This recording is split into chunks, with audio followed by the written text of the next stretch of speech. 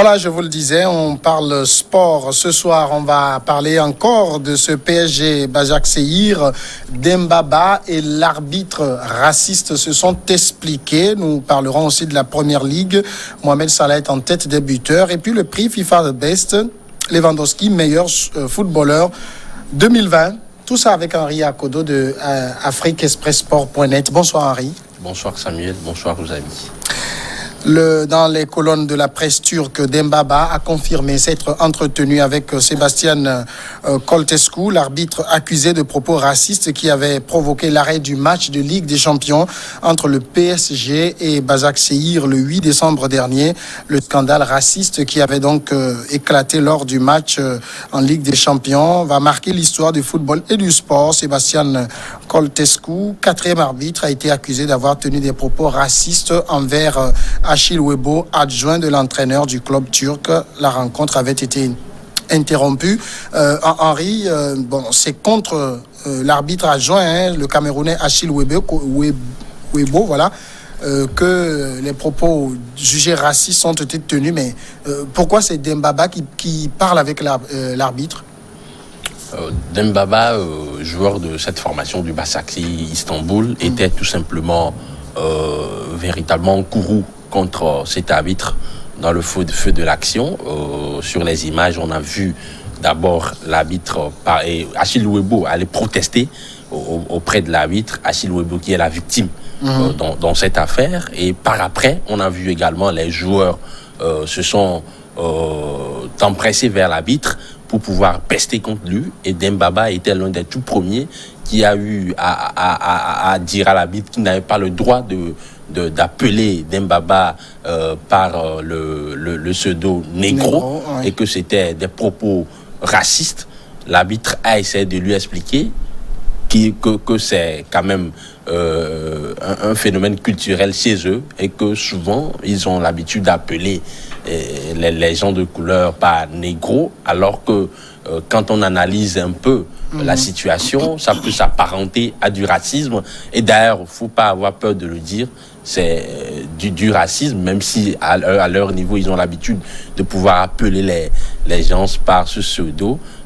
Sur un stade de football, en tout cas, un officiel n'a pas le droit de pouvoir stigmatiser un acteur par ces genres de propos. Et donc, véritablement, Dembaba a voulu lui expliquer qu'il n'a pas agi. L'arbitre s'est justifié, mais cela n'avait pas empêché les joueurs à pouvoir rester sur la pelouse. On a vu ce scénario rocambolesque-là qui a amené tous ces joueurs à rentrer dans les vestiaires et à protester avec véhémence contre cette situation. Et derrière, ils ont demandé à ce que le match soit reporté.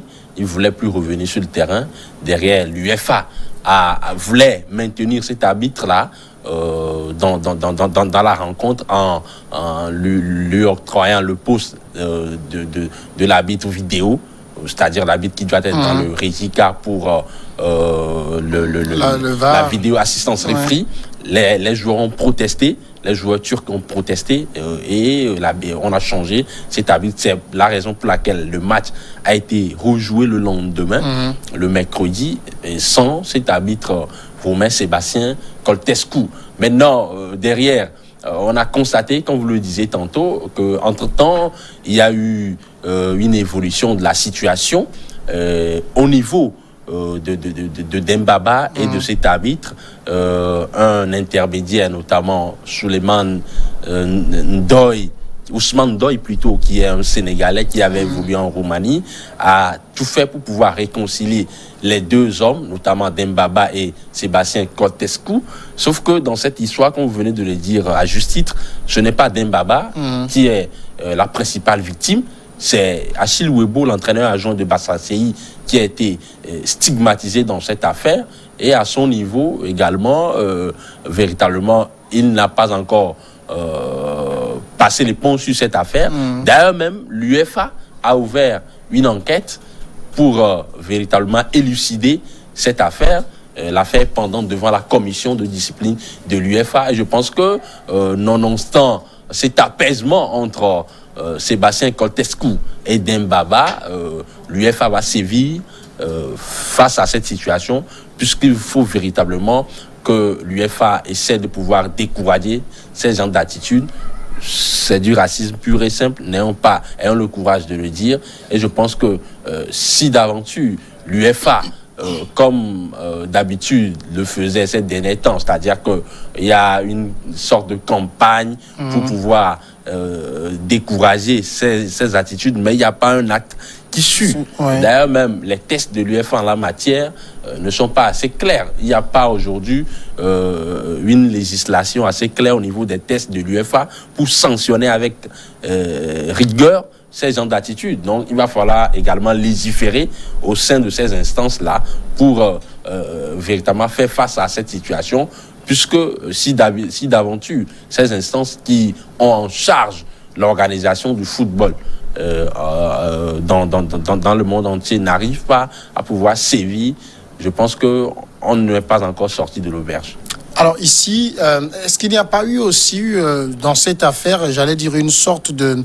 les joueurs n'y sont pas allés un peu trop fort, vous savez, c'est vrai qu'on peut considérer que négro, quelque part, c'est une insulte, parce que le noir, quand il veut parler au blanc, il ne dit pas blanco, non, il appelle par son nom. En même temps, il y a dans plusieurs de nos civilisations, on désigne le blanc par le blanc. Quand il est dans une société, on dit le blanc. C'est simplement parce que c'est sur un terrain de foot que ça a créé autant de tollé? Pour abonder dans le même sens que vous, je pense que Mathieu Doucevi, un international togolais, footballeur togolais, qui évolue aujourd'hui au niveau de Denizli Sport en Turquie, avait réagi sur son compte Twitter il y a de cela quelques jours en disant que lui, on l'appelle Yovo, c'est-à-dire le blanc en sélection, comme il est métis, et ça ne le dérange pas. Donc, lui ne trouve pas de problème à ce qu'on puisse appeler quelqu'un qui est noir par le pseudo négro. Sauf que ici, le terme négro, il faut véritablement analyser. Est-ce qu'il est utilisé dans un sens péjoratif? Quand on sait tout ce qu'il y a comme acte de racisme que les footballeurs de couleur noire ont eu à subir ces derniers temps, le terme négro, en fait, c'est un terme péjoratif. Plusieurs joueurs cette année ont été victimes de ces genres de situations, notamment les Noirs de la sélection des Three Lions d'Angleterre, Raheem Sterling. On se souvient de cette affaire-là où l'Angleterre devait aller jouer en Serbie. Et les supporters serbes ont commencé par crier noir, noir, noir, noir, noir. Derrière, l'UEFA essaie de sanctionner. Ils ont eu à jouer un match à huis clos, mais ce n'est pas une sanction assez exemplaire. Donc, à ce niveau, il faut dire que quand on analyse un peu tout ce qui se passe, d'ailleurs, un documentaire d'Olivier Dacour l'a précisé également, les gens utilisent le terme négro, mais quand on voit un peu la manière dont ça s'utilise, c'est avec dédain. Et donc, à ce niveau, il faut décourager ces gens d'actes. Moi, je pense qu'il faut faire une certaine dissociation. Quand on appelle les Blancs ici par le pseudo Yovo, ce n'est pas... c'est pas péjoratif. C'est pas péjoratif. En fait, c'est pour pouvoir les mettre en valeur. Il faut bien qu'on fasse la différence. Alors que quand, par exemple, sur les stades de football, dans les stades en Italie, par exemple, nous savons que la péninsule transalpine, c'est un territoire dans lequel règne le racisme dans les stades. Quand on a traité, quand on a envoyé des pots de bananes à Romelu Lukaku, et puis derrière on dit c'est pour le négro. Vous voyez bien que c'est pour pouvoir stigmatiser ces gens de personnes. Et donc, il faut véritablement qu'on bannisse cela au sein des stades. Le football prône des valeurs de tolérance, d'acceptation de l'autre, d'équité. Donc, véritablement, je ne pense pas que ces termes-là sont appropriés. Et de surcroît, un officiel qui, véritablement, a en charge l'équité sportive, je pense que c'est assez trop. Et puis, ces joueurs ont décidé unanimement de quitter le terrain. Ça, j'allais dire, ça va rester date, hein, le geste de ces joueurs. C'est un geste fort, c'est un acte fort. On a eu à assister à ces genres de scénarios, mais pas à cette ampleur. pas à cette envergure, parce que très souvent, on condamne, et puis derrière le joueur qui est victime, il veut sortir de la pelouse, ses coéquipiers vont, et puis on le cherche, il revient par après, mais derrière, ces actes continuent. Je pense que ce qui s'est passé le 9 décembre dernier, si je ne m'abuse, le 8 décembre précisément dernier, restera véritablement dans l'histoire. C'est un acte fort qui a été posé par ces joueurs, et c'est à juste titre qu'ils l'ont fait, mais de là à penser que cet acte va véritablement décourager derrière ces pseudo-supporters entre guillemets qui se rendent coupables de ces ignominies-là. Je pense que ce serait trop illusoire. Donc il va falloir véritablement que les instances puissent frapper avec la dernière rigueur afin que véritablement on ne puisse plus assister à ces genres d'attitudes. On pourrait s'attendre à ce que l'UEFA applique des sanctions contre Sébastien Coltescu? Effectivement, aujourd'hui, l'affaire est pendante devant les instances de l'Union européenne de football association, l'instance de la commission de discipline, et Sébastien Coltescu pourrait être sanctionné de pratiquement de quelques mois ou bien de quelques années d'inactivité. Il pourrait écoper également d'une amende. Donc voilà un peu la myriade de sanctions à laquelle Sébastien Coltescu pourrait être véritablement soumis tout simplement. Donc je pense qu'il sera très important parce que si d'aventure l'UEFA passe encore sous silence cette affaire, cela va susciter le tollé général, et je pense qu'on n'est pas encore sorti de l'auberge. C'est facile quand, par exemple, c'est un officiel qu'il faut sanctionner, mais quand c'est les supporters, là, ça devient plus compliqué. C'est une question tout à fait pertinente. Je pense aujourd'hui qu'il y a une sorte de duplicité, de complicité de la part de non seulement de ces instances-là internationales, mais également de la part des présidents de clubs, des présidents de fédérations nationales. Parce qu'aujourd'hui, lorsque, par exemple, dans une tribune à Nice, du stade du Parc des Princes, lorsque, par exemple, dans une tribune du stade de la Beaujoire à Nantes, où on assiste à ces genres d'actions, c'est simple aujourd'hui, avec la technologie, de pouvoir détecter celui qui s'est rendu coupable de cet acte-là et de le traîner, de le sanctionner sur le plan disciplinaire, de le traîner devant la justice. Mais très souvent, qu'est-ce qui se passe? On dénonce, on fait semblant, on fait comme si véritablement on compatit à cette situation, et derrière, qu'est-ce qu'on fait? On laisse couler et puis ça revient. Donc, je pense aujourd'hui que il va falloir véritablement que ces différentes instances-là puissent harmoniser leur position. Il va falloir également doter de tests assez précis et intelligibles ces différentes ligues professionnelles de football sur cette question, afin de pouvoir sanctionner au moment venu, faire appel à la technologie, revoir les images et sanctionner sur le plan disciplinaire ces pseudo-supporters, et derrière également sanctionner sur le plan pénal, parce que aujourd'hui, il faut le préciser, dans certains pays européens, le racisme est assimilé à un crime.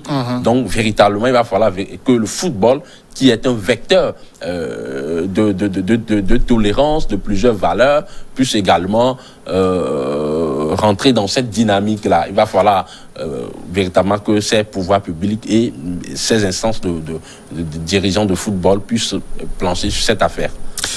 Deuxième sujet, la première ligue anglaise. Mohamed Salah en tête des buteurs. Mercredi 16 décembre, Liverpool accueillait Tottenham dans le cadre de la 13e journée de la première ligue. Les Reds qui se sont imposés 2-1 grâce au but tardif de Firmino à la 90e minute occupent désormais la tête du championnat. Mohamed Salah, désormais à 11 buts en 12 matchs de première ligue. Cette saison s'est illustrée à la 26e minute et s'empare de la première place des buteurs du championnat anglais. Henri Akodo, Mohamed Salah confirme qu'il reste et demeure un goléador. Un goléador attitré, un joueur qui est exceptionnel tout simplement, de par ses qualités. C'est quelqu'un qui est capable, à travers ses touchés de balles, de velours, de pouvoir créer des équilibres devant. C'est un joueur qui évolue sur les côtés, mais qui a cette faculté à pouvoir se hisser dans la surface de réparation, à faire ce fameux dépassement de fonction. Et il est très précis devant les buts. Il porte son équipe dans les moments difficiles, notamment face à Tottenham la fois dernière. Et aujourd'hui, il est à 11 buts en 12 matchs de première ligue. Ce sont des statistiques assez impressionnantes pour ce début de saison, pour le petit pharaon. Mais il faut le préciser qu'il n'est pas seul buteur de ce championnat de première ligue. Il est commun buteur avec le joueur d'Everton, l'international anglais de 22 ans, qui est la révélation de ce début de saison en Angleterre. Dominique Calvert-Lewin également, qui a 11 réalisations. Mais c'est quand même salutaire parce que Liverpool n'avait pas bien démarré sa saison. Ces internationaux africains, ces méga stars africaines, entre guillemets, n'avaient pas rayonné en début de saison. Mais aujourd'hui, Mohamed Salah a pu, comme tel un diesel, monter au créneau. Et il est à 11 réalisations en 12 matchs. Je pense que c'est quand même des statistiques encourageantes pour le reste de la section. Il faut également préciser qu'au-delà de ces buts qu'il marque et qui permettent à l'équipe de Liverpool de pouvoir rayonner dans ce championnat de la première ligue, c'est quand même un joueur également qui apporte beaucoup à ce collectif-là à travers sa capacité à presser haut. Parce que Liverpool, c'est d'abord un bloc équipe. Il joue souvent dans un 4-3-3 et Jürgen Klopp a mis en place quelque chose d'exceptionnel, ce fameux gegenpressing, c'est-à-dire ce pressing intense dans la moitié du terrain adverse, tout de suite à la perte du ballon. Même les attaquants, notamment Mohamed Salah, n'hésitent pas à aller faire pression sur le porteur du ballon adverse pour récupérer. Et vous imaginez, ce sont des joueurs qui courent beaucoup. Lorsque Liverpool n'a pas le ballon, ils n'hésitent pas à revenir également, faire les efforts défensifs pour fermer les couloirs de passe des adversaires. Donc, au-delà de ses qualités de buteur, c'est quand même un joueur qui se fond dans le collectif et qui joue pour le collectif.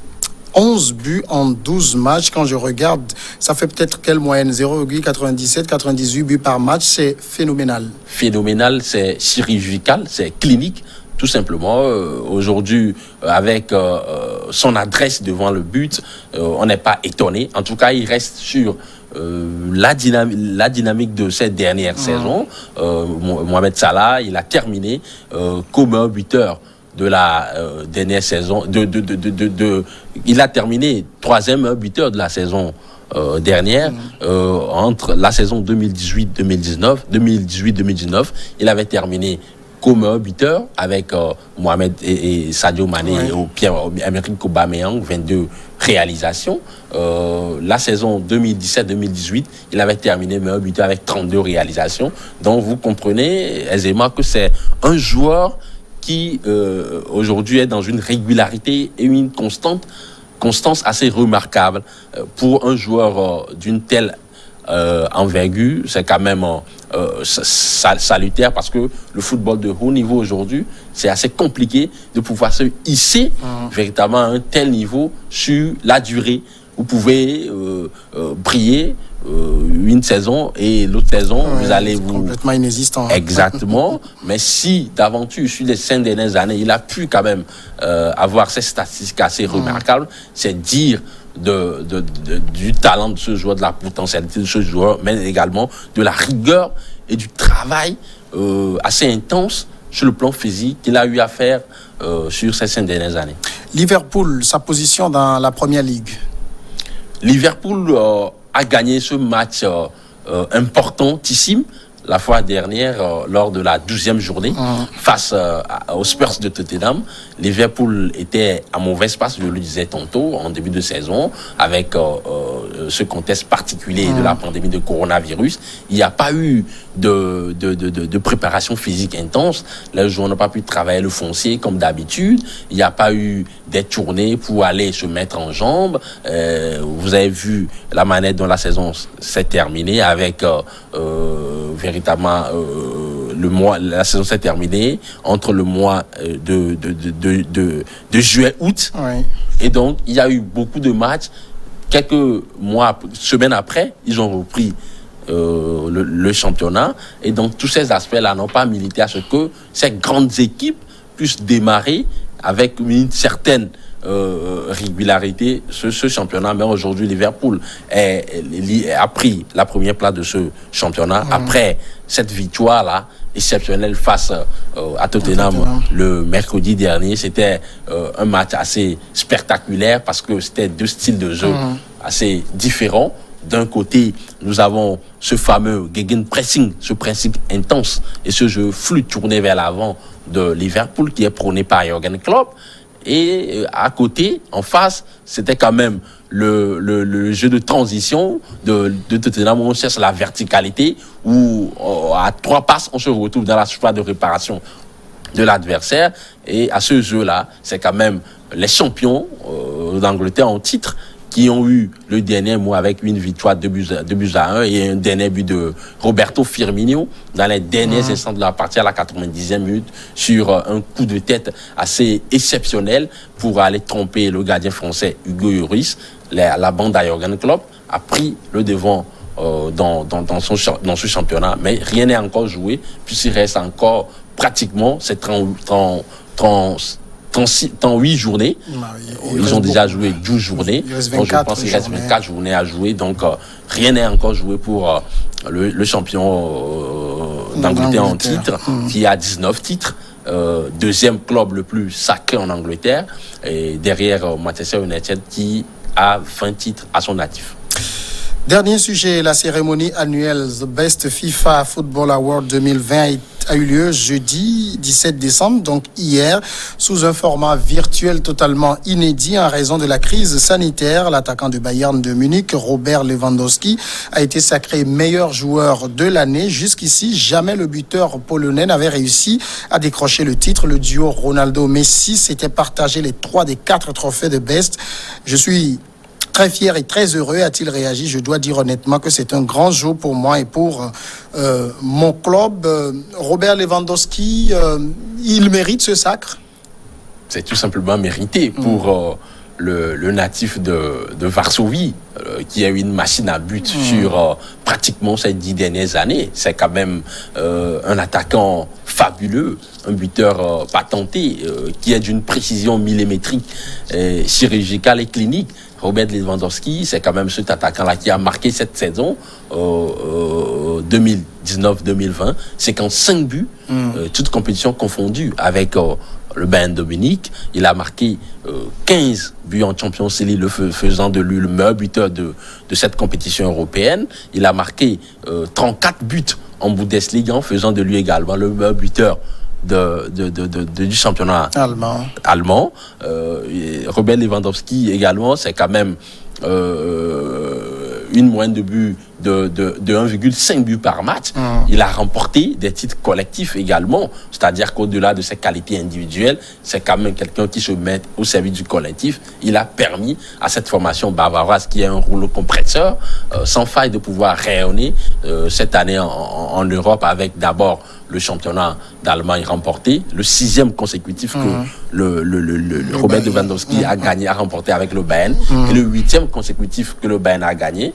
Il a remporté la Ligue des champions européenne, il a remporté la Pokal, qui est la Coupe d'Allemagne, il a remporté également la Super Coupe d'Allemagne et la Super Coupe d'Europe, c'est-à-dire 5 titres collectifs à son actif. Au-delà de ces titres individuels, le titre de meilleur buteur en championnat et en Champions League. Donc, sur ces aspects-là, c'est quand même un joueur qui mérite amplement ce trophée des Best de cette saison. Il n'y a pas eu de remise de Ballon d'Or cette année. Le trophée FIFA The Best, c'est un petit Ballon d'Or? On peut le considérer comme tel, même si on aurait aimé que le magazine, la Bible du football mondial, le journal France Football, en principe devrait organiser ce trophée du Ballon d'Or cette saison, mais compte tenu de la pandémie de la coronavirus, ils ont trouvé des arguments pour ne pas organiser ce trophée. C'est quand même dommageable, puisque le Polonais était en pole position pour pouvoir s'adjuger pour la première fois ce trophée, mais il peut se contenter tout de même de ce trophée organisé par la FIFA. Il faut le préciser, ce sont les différents capitaines et sélectionneurs sélectionneurs des équipes nationales affiliés à la FIFA qui votent pour ce trophée, sans oublier également les journalistes, un journaliste par pays.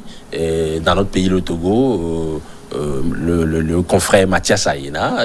Toujours lui, hein. Ça revient redondant parce qu'il est à la HAC, il n'est plus journaliste en fonction. En principe, il y a eu ce débat l'année dernière quand Sadio Mané a été choisi. On a vu son vote, ça a fait rire tout le monde. C'est comme s'il est un peu déconnecté de la réalité. Pourquoi il vote encore? Bon, je ne saurais répondre. Sûrement qu'il est dans la base de données de... Il va me suivre, il va pas beaucoup aimer. Hein.